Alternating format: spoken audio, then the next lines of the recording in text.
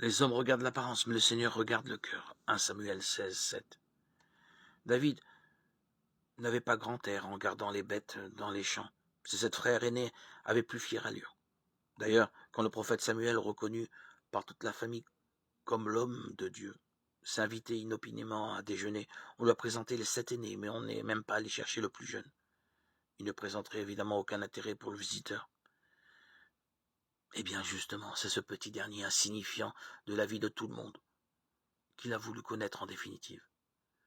Dieu avait des vues sur celui-là, lui disait la voix intérieure qui le guidait. À partir de ce jour-là, le garçon a été formé aux mœurs de la cour et de la guerre.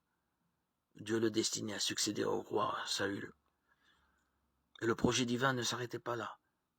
Plus tard, bien plus tard, et c'est un autre prophète, Nathan, qui fut chargé de le révéler à David, devait naître le sauveur du monde à Bethléem dans sa descendance. Mais notre question demeure, pourquoi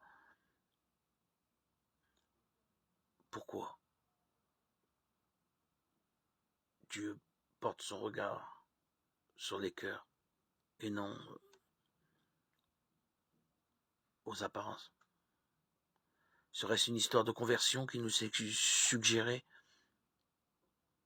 Et si nous prenions exemple, si nous cessions d'avoir la tête tournée par les grands de ce monde, ceux qu'on interviewe, ceux qui sont primés ou décorés, ceux dont les photos s'étalent dans les journaux, à en croire le psaume 118, c'est avec les petits que Dieu renouvellera le monde.